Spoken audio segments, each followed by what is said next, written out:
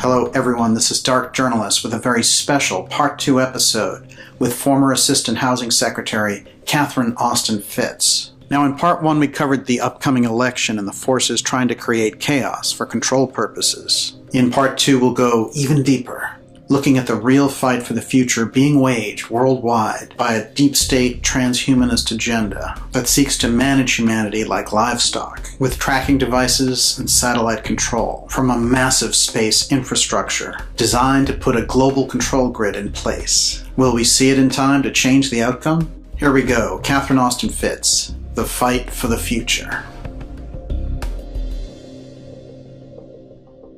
Catherine, it's great to have you back with us. Now, let's start with how important is this election that's coming up here on November 3rd? Well, I think to Americans, there are big incremental differences. But I think if you look at the trend and direction, there is significant investment underway to pull the United States apart and to make a fortune on doing to the United States a sort of high-tech version of what was done to Russia when Russia came apart. And right. So if you look at the forces arrayed to grab, there's a land rush going on in the United States. And that land rush has been going on for a couple of years, ever since the election started. And there's no indication to me that either faction intends to stop it. Mm-hmm. So I think whoever wins the election, the acceleration of that land rush and the acceleration of the disaster capitalism. I mean, we have the Federal Reserve printing trillions of dollars, so think of it this way. So you have Main Street, which has been shut down, and they're spending their savings down. And then you have the private equity firms and the insiders who are grabbing massive amounts of cash flow and market share and getting 0% cost of capital to buy everything up cheap. I mean, I'll give you a perfect example. I just had one great ally in France write me and say, all the French businesses that applied for the equivalent of the PPL loans in France were required to put all their financials and documentation in the Amazon cloud. Wow. What do you think is going to happen to them? Right. So they've been thrown into a debt trap, and now, all the database has all their confidential information, and the private equity guys are getting 0% cost of capital to come in and pick them off. It's fantastic. Right. Yeah. So you're watching a leveraged buyout of the planet. So these guys have been thrown into a debt trap and are being drained, and these guys have free play money to buy them up. What do you think is going to... I mean, it's a takeover. Yeah. Absolutely. Right. And the problem with the whole thing is it's got a negative return on investment because you have... I always say people who win in a rig game get stupid. Right. Crime pays, crime grows, but it continually knocks the productive out of the system. And at some point, you've got a very centralized, very fragile system. It's basically, it's if everybody who wins because they can kill with impunity, that's what you're going to get. You're going to get killers, who can only keep on killing to keep winning. So you're going to have a spiral down. You have a negative return on investment. Now, what some people say is that the new technology is so wonderful it can make up for all of that and more. We'll see. The continuity of government used to be something that was in the background. I learned about it from Professor Scott. And we did some shows on it in 2014, and I've always been curious about it. And he made it kind of a center point where really nobody else ever did. This year, they've had two different COG commanders, right? And they've had them out there talking about COG. One of these guys is General Van Herk, by the way. And he's from the 509th, which is the same group as the Roswell bomber group, by the way. Right. But he's an unusual figure. But more than that, and any particular general, they have to control Northcom and COG. That's what you get when you get the position. And North American Aerospace. So you control all three when you get that position. It's quite a position, actually. They had it. Now, how does that relate to Space Force? Well, it's interesting because the Space Force has space commanders, and they interact with the Air Force. So this does get kind of interesting as to who controls what. We have to see where the budget money flows, because I'm assuming Space Force money still probably flows through the Navy. Yes. Yeah, that's an excellent point. That's my guess. Fascinating. Well, these combatant commanders are certainly interesting enough to look at in terms of how they were chosen. I guess what really captures my attention now is that the media wants to talk about COG. After basically making it an untouchable subject for so long. So, for example, now we have Nancy Pelosi talking about getting her briefing from COG and how she's third in line for the presidency. Of course, when the COVID-19 issue hit, there was a Newsweek William Arkin article, a series of articles, talking favorably about a COG takeover. Suddenly they're doing a lot of what if trial balloons in the media about this. I want to ask you, what do you think of these different politicians and media companies suddenly strutting a COG around in public when in fact it requires a suspension of the U.S. Constitution? Now, previous to this, you couldn't get them to talk about it at all. Well, I go back to the central bankers kicking something off that's highly fluid. So, again, extending the old and bringing on the new. It's clear there's a major effort to sort of pull the country apart. And the question is, how are you going to do that? And, if you play these games with the election, then if you're the generals and you're responsible to make sure the whole system has continuity of government, what are you supposed to do? I mean, the military is in a real pickle here because the civilian political parties make it look like it's okay to run around and play these games and act like children. But when you talk about the dollar system, you're talking about very sizable assets of the whole planet. And we don't get to turn the whole planet in a romper room and destroy their assets. And ultimately, the person that the world is looking to, is either the deep state guys running the FASB 56 budget or the generals or some combination thereof. And, so whether it's Lockheed Martin or the generals, you're looking to that system to be managed, under adult supervision. Yes. The reason the system hasn't fallen apart is they're assuming that system is under adult supervision somewhere way back when. If you scratch far enough behind the scene, you're going to get adults. Now, in my experience, they were major adults. They were very smart, they were very adult, and, they planned, we had 100-year plans. So now, more and more of the people who are sort of shown to the public are not serious adults. Right. But if the party game and the effort to sort of engineer Civil War II gets absurd enough, then it's going to put the military in a real pickle. They cannot afford for the world to perceive that system is not run by real adults. It's dangerous. Yes, right. And we've allowed that danger to go on for a long time. Right. And I assure you, it's not just the people in Washington. Right. No, the corruption now in the general population is very, very significant. Well, that's a good point. Yeah. It's very, very significant. And It's funny, I was watching Kennedy on a show with Rand Paul the other day. Ron Paul. Yeah. And I think they filmed it in August. And I'm used to, and I use this statistic a lot, that 54% of American children have chronic disease.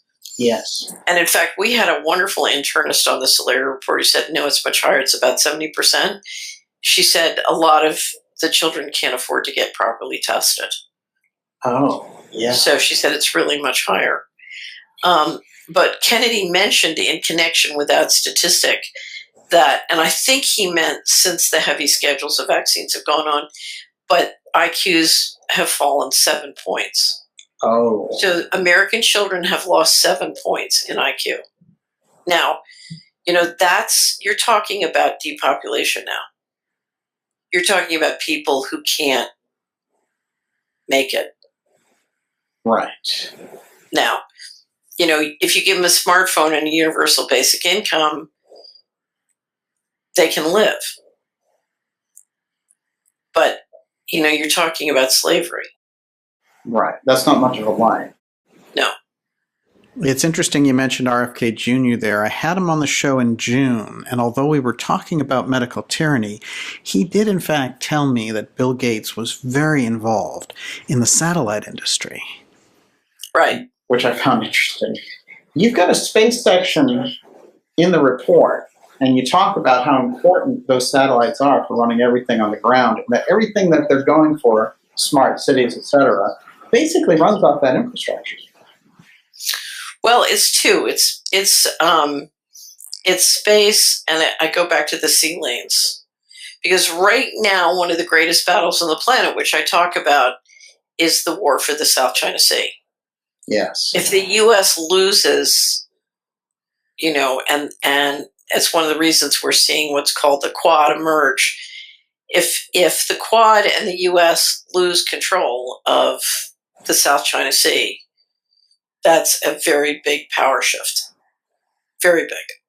Never think that digital, ultimately control on this planet is physical. Yeah. And the people who control because they can kill with impunity. And satellites are very important, very useful, and digital systems are very important and very useful. But ultimately control is physical, and it comes down to the ability, to kill or to control physically. So the sea lanes aren't going away anytime soon, which is why my bet is the Navy probably, the budget for U.S. Space Force probably still rolls through the Navy, just like it did for the Air Force. Fantastic. That's a real good point, actually. The CIA just celebrated their 73rd anniversary, set up under the National Security Act originally, and then added to it. You pointed out the Central Intelligence Act in 49 really gave them the carte blanche of what they could do, and largely extra-constitutional. And even the guy, President Truman, who set it up, felt that way. In November, we'll come up to 57 years since the Kennedy assassination. And in a sense, looking at those two anniversaries, we're kind of locked in the same dynamic. And the CIA has gathered unto itself more and more power since then. They had a period where they were sort of chastised in public and all the rest, but they came back like gangbusters in the 80s with Nicaragua and everything like that. But that paradigm, which you point out in the report, that's still with us. We're still duking it out between those two forces. Well, but let's go back. My number one answered question is the same every year, which is who's really running things? Yes. Right. So in my experience, the CIA is basically the operational arm for the secret societies and private. It's the central bankers and their related secret societies, and they basically do their bidding. And the question is why? Why do they do what they do? Now, I think the way we put together the CIA and the way it evolved, there were some terrible errors in terms of designing a governance structure and checks and balances, but, it's spilled milk, and you've created a culture. You created a culture in and around the CIA, whether it was them or the sort of Wall Street money coming through, that was not necessarily good at playing long ball. And when I left Washington and sort of decided I would fight the litigation with the Department of Justice, one of the primary reasons was I thought that their way of going about building a unipolar model and building an imperial empire wouldn't work.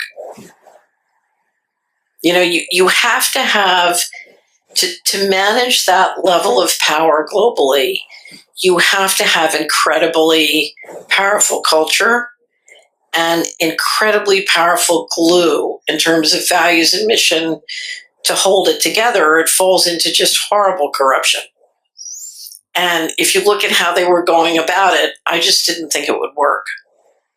I thought they would fail. And I think they have failed.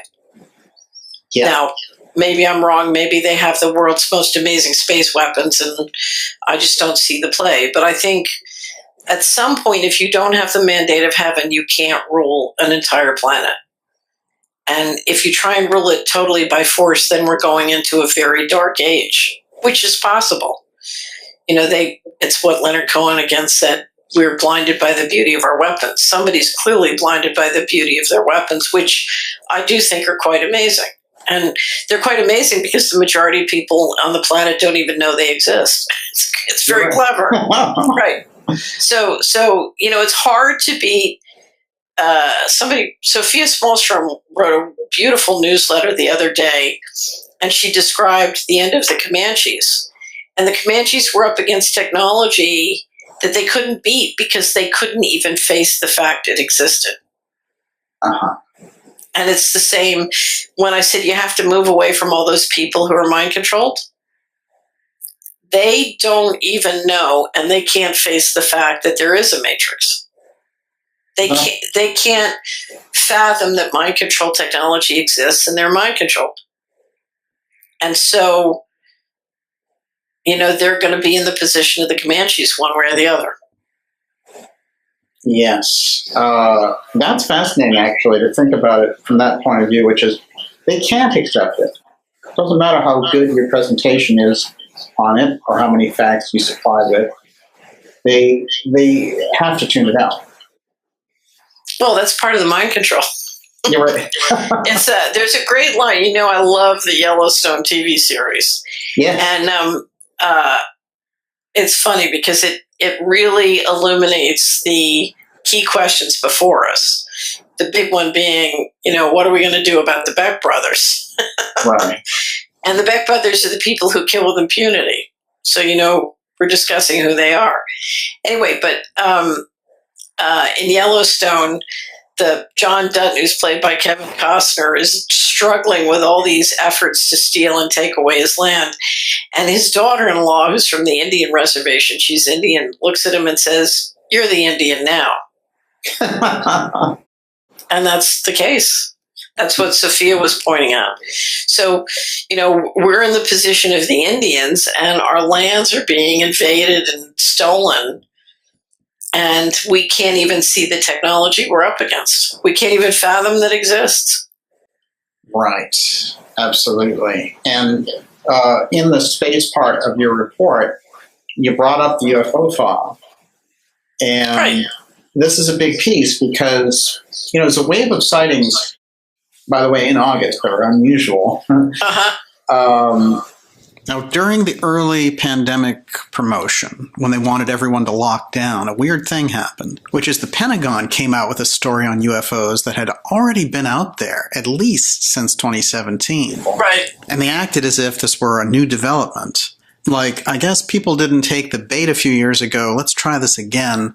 What is going on with this kind of CIA media UFO message? We spend $700 billion a year on a military, and you pile all the intelligence and everything up, figure we're over $1 trillion a year. So we pay the U.S. military $1 trillion a year to maintain our physical safety in space. And they just announced that they don't control our airspace. Wow. Now, what does that have to do with the credit of the U.S. Treasury? It's an interesting question. If for $1 trillion a year we cannot buy a monopoly on the use of physical force within our jurisdiction, are we sovereign? And if we're not sovereign, what is a sovereign bond? Right. Right. Absolutely. Big problem. So now here's why I bring it up, because I had to make a decision. When was it? 15 years ago. It was made very clear to me by the independent financial media that if I talked about UFOs, I was out forever. Yeah. So I thought, oh, great. I've been totally thrown out by the establishment. Now I'm being totally thrown out by the anti-establishment. I'm like, I felt like George Clooney and what's that movie in space with Crazy. Yeah. when he's floating off into. So I thought, how can you and I have discussed material emissions, but this is like pretending that 50% of the balance sheet doesn't exist. Right. It's like, I can't do that. I cannot do that. I'm interested in finding out what the truth is. Yeah. And I don't know what the truth about the UFO phenomena is, but I know that 50% of the balance sheet is important. Yeah. Right. So we're going to talk about that. We're going to look at that. It's what I said to you before. Remember what I said on the show we had together? I said, if you look at all the spaceships that are being sighted around the planet, that's like $150 trillion of manufacturing. Where is it happening? Who's getting the contracts? What's the percentage? And then I had one of my subscribers write me, he said, oh no, they're all holograms. I said, okay, so it's not 150 trillion. It's, it's just like maybe 5 trillion, but it's still important. I love that hologram thing. It seems to satisfy every question. Oh, it's just a hologram. Well, but here's the thing. I've never heard or read an abduction story that couldn't be explained by mind control. Yeah. I'm not saying that explains it, but it could. Yes. And so you just don't know. No, I would agree. I mean, I think it's interesting to concentrate on it in the way that you're looking at it, because you have a shot at answers. Well, I told you the story. One of my favorite lunches, we had a lunch in Amsterdam. I don't know, it was 2015 or 16. And this wonderful guy who used to trade in the city of London came, really tall, handsome Brit. And so he comes to lunch and I said, so, how'd you find us? How'd you find this Larry report? He said, I used to trade in the city of London and, I still invest my own portfolio. And I could never figure out, how are those elevator companies and mining companies making so much money? And then I read your space report and I realized, oh, that's how they're making money. They need elevators for all those underground bases, and they need to dig the mine. They need to do the mining. It was so funny because, when you look at how much money, if you try and estimate, which I've done, all the different underground bases just in the United States, forget the whole planet for a second, all the underground transportation systems and all the sort of secrecy that has to go in and around that and all the contracts and money, I mean, you're talking about really big money. Wow. It's really big. And I'll never forget, I used to have a subscriber in Texas who's a very successful businessman, had his own business, and he was absolutely clear that Zapata Offshore Oil, the offshore drilling company that Bush had, never searched for oil. They were drilling missile silos offshore for the ICBM missiles. Wow. Yeah. He said the guy was a CIA proprietor. He never found real oil. Incredible. Yeah, he just had government contracts. Well, the invasion of Cuba was nicknamed Zapata, too, so that would make a lot of sense, actually. This is fascinating, though, because you have talked about the UFO file. You did bring it in. You have talked about underground bases. And you knew it would be kind of an ostracizing thing. You know, if you go to talk on Bloomberg or something like that, and, you know, you're talking about UFOs, and I've seen you on financial shows, you will talk about it. You say, well, what about UFOs? So that's it is part of that shift to see things as they really are and not as you can kind of accept them to be. Well, here's the thing. You've got the only way we're going to find a pathway to a human civilization is, one, to turn on the lights.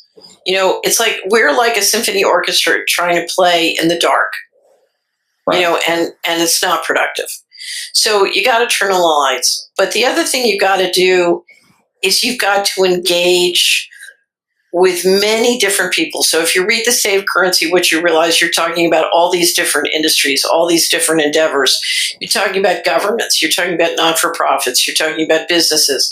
You're basically talking about everything. And so we've got to have a conversation with everybody, right? Exactly. You know, we're going to have a conversation, and it's going to be the kind of conversation that supports and affirms, you know, our deepest and most valuable covenants and responsibilities to each other. And it starts by really trying to figure out what's there. I'll never forget, remember when we did the panel at the Secret Space Program in 2015? And we finally gathered for the last panel. It was a wonderful group. So we had Linda and Joseph and you, and we were just trying to figure out what's really going on. Right. And it was such a rich conversation, and we kept having ahas, learning from each other things we hadn't known and connecting dots.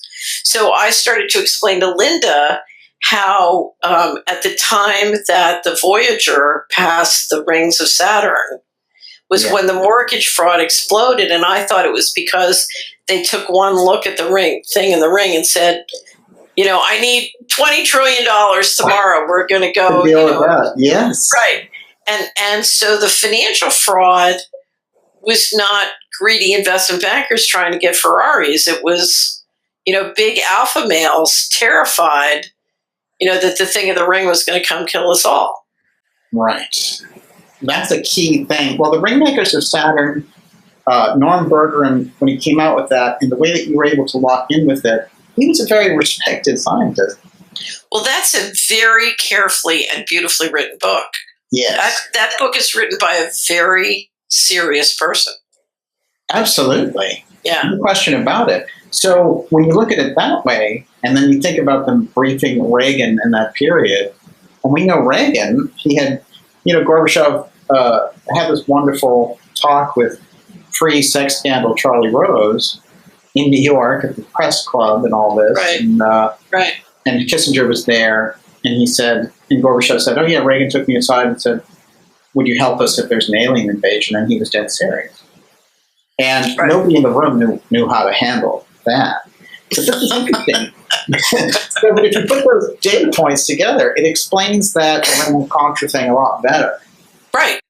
So if that was the case, I mean, you go back to the guys who started sort of getting all the covert money and doing the organized crime, and what you hear from all of them was it was the best of all the bad alternatives. We had to get the money. We had to keep it secret. So the question is why? Why do they have to get the money? Why do they have to keep it secret? What was that all about? So, and a lot of the frustration you see in the leadership is what happens when people get put in these vicious double binds because of the secrecy. They know, but they can't tell us. And so, I mean, we've watched for many, many years these ridiculous marketing plans. So COVID-19 is sort of the big global reset marketing plan. You know, the magic virus. Oh, there's no money in Social Security. Oh, it's the COVID-19. You know, it's the magic virus. It extinguishes all problems. And you pointed out that it only goes after people when they're protesting at like a Trump rally or something, not when they're protesting for PLM. It's so funny. There's this wonderful group that I saw their picture. They went out. They were tired of not being able to go to church. So they went out and had a worship protest. Yes. So they're out in the park having a praise and worship service, and the cops come and they say, you're not allowed to do this. You're not allowed to have church. And they said, oh no, it's a protest. We're having a protest. We're having a worship protest. And the cops said, okay, and left and let them do their protest. That's the way you do it. Right. Right. As long as we're fighting, it's okay. Exactly. Well, Catherine, you've mentioned that there's something else behind this COVID-19 story. There is an element of what we're dealing with that is highly, I would say it's both demonic and Bolshevik. Right. If you look at the facts, so I go back to the Rockefellers plus the arrogant organized mobster guys. So if you take the both WASP organized crime and Jewish organized crime and you meld them, they basically finance the Bolsheviks who go into Russia and kill. If you read Solzhenitsyn, the different estimates are 50 to 80 million Christians. I mean, that was the great genocide of the 20th century. Absolutely. It was horrifying. If you look at what's going on with burning churches and shutting down churches all around the world, this is a real Bolshevik push. It's very serious. Yes. One thing I want to mention to you, there's been tremendous effort by the government to get the churches financially dependent on either the government or their financing. Right. The churches are being thrown into debt entrapment too. Well, they did that with the post office, and now it's a mess, of course. Let's address California Governor Newsom's attack on churches here. Now, Newsom has been one of the most draconian of the whole bunch of these governors that we've seen do some crazy dictator actions, from Cuomo and Whitmer, etc. But Newsom did something even more unusual than just a martial law pose. He banned singing in churches. So I guess this question is more esoteric, really, than anything else. What's behind that kind of measure? Stop reaching the divine. I mean, you're trying to kill the relationship between the divine and the sacred and the human. Yeah. And singing is very important to achieving and building that field. It's very interesting. If you've ever been in a revival where you're all singing and worshiping in praise together, it is astonishing how together you go into a much more, not just a higher mind, but a much more powerful mind. And you have access to all sorts of knowledge and intelligence that you don't have without that. And it's quite astonishing. Right. How powerful it is for the shared intelligence. So what you're trying to do is stop people from getting together and leveraging their intelligence with shared intelligence. So you're trying to destroy the field. When it was very interesting because I had read and studied a lot about morphogenic fields before I went into the litigation with the federal government. And I was astonished because I wasn't quite sure, it all made perfect sense to me, particularly given what I'd seen in terms of financial patterns. Yes, and Catherine, I just want to tell everybody we've had some wild audio interference today. What is going on there? Anyway, it's like a radio show conversation behind us. Can you hear it? Yes. Yeah. We're going to continue to move on in any case. Okay, so I believed them and that they made sense, but I really wasn't confident in that opinion. And then I went into the litigation and I saw every way with media, legally, they were trying to cut me off from the field. They didn't want me to be able to teach the field, and they didn't want me to get support from the field. So isolation was an absolutely critical strategy, but it was very much related to the morphogenic field and making sure I couldn't lever my intelligence, whether it was with my own computers or with the field. Right. So they are doing everything they can to shut down the morphogenic field of humans. They want every human to connect directly with the machine and resonate with the machine and not resonate with the living beings and things around them, including, first and foremost, people. Remember, we communicate through shared intelligence without speaking. In other words, you can, by being in a field and with people in a variety of different ways, you can transfer knowledge and share intelligence, electromagnetically, if you were. Right. And they want to shut all that down. Right. Well, we have seen the strange emphasis of turning children against parental decisions and trying to make them loyal to this transhumanist state.